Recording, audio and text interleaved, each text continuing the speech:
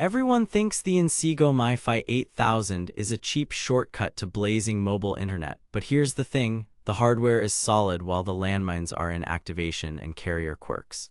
That surprised me because on paper this little box screams premium. Cat 18 LTE, dual-band Wi-Fi, big battery, touchscreen. But when a hotspot sells around $59.99 with a 3.2 Amazon rating, you know there's a catch. I spent 2 weeks testing it across 3 cities, multiple SIMs, and a pile of real-world tasks, Zoom calls, file uploads, and streaming to separate hype from reality.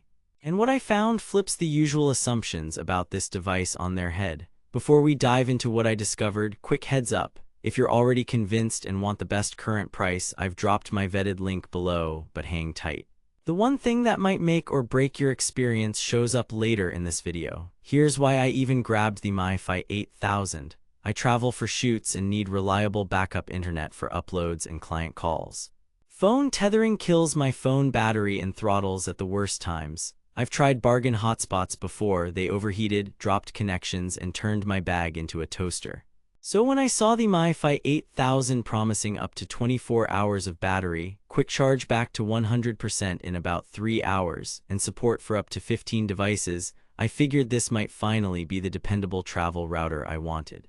The touchscreen and security features looked like icing, but that 3.2 rating made me skeptical. Are people mad because it's slow, because it's old, or because there's a hidden setup tax nobody mentions? I went in hopeful but fully expecting to be disappointed. Testing started with the biggest headache, activation. I tried a T-Mobile-based data SIM first. The device powered up fast, the 2.4-inch touchscreen is actually useful, and the setup wizard is clean. But then the IMEI wasn't recognized by the MVNO at first. After a 45-minute chat, manual APN entry, and a reboot, it came online. With an old Sprint data SIM, it worked right away. Important note. This 8000 model is not the Verizon. If you're on Verizon, do not expect this to work. Many of the negative reviews are people trying to cross carriers or use plans that don't whitelist the device. That's the trap. Once online, I ran speed tests in 3 spots. Downtown with strong LTE, I saw 120-180 Mbps down and 20-40 up during off-peak. Suburbs averaged 35-70 down, 10-20 up. At a congested conference venue, it dipped to 8-15 down. The Cat 18 5x carrier aggregation is real, but you only see big gains where the network supports it. Gigabit not on LTE in the real world. Still, for uploads and HD streaming, the numbers were solid. Battery life next. In a torture test, 1 Zoom call, 2 1080p streams, and 2 laptop syncing files, it lasted 10 hours 42 minutes before hitting 5%. In a light use day, email, Slack, a few speed tests, 1 hour of streaming, it cruised 16 hours. Standby really does last for days. Quick charge brought it from dead to full in about 3 hours 12 minutes using a QC 3.0 brick. It gets warm under load but not scorching.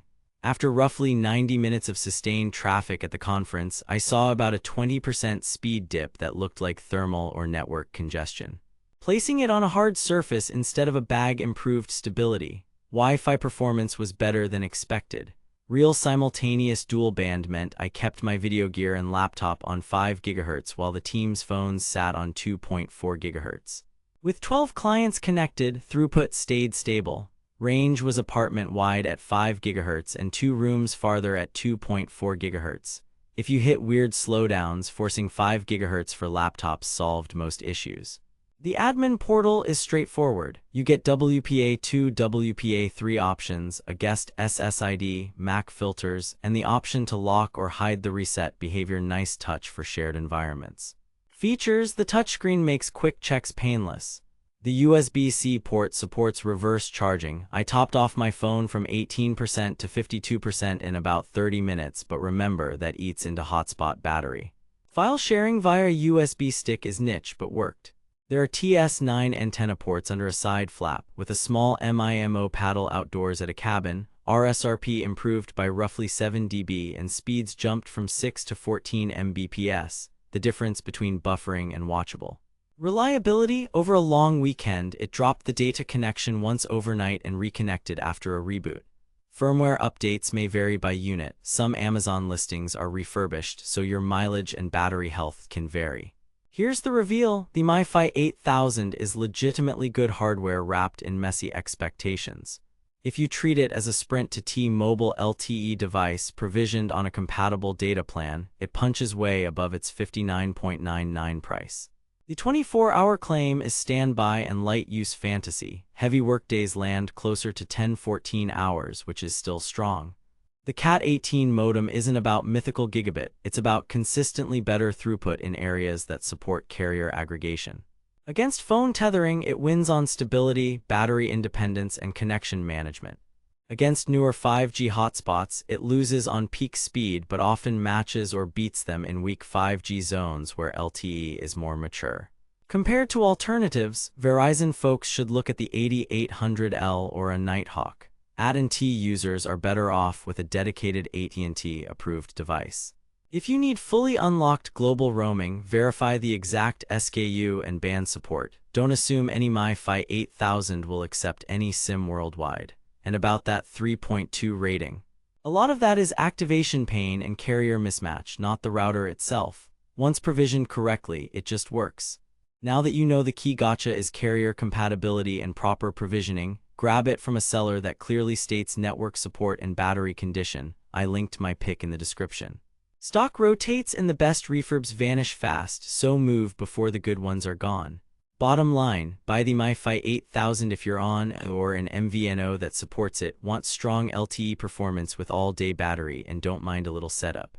Skip it if you're on Verizon, you demand 5G speeds, or you hate tinkering with APNs and chat support. It's a bargain router wearing the wrong expectations. Get the right plan, and it becomes the reliable travel companion your phone tethering wishes it could be.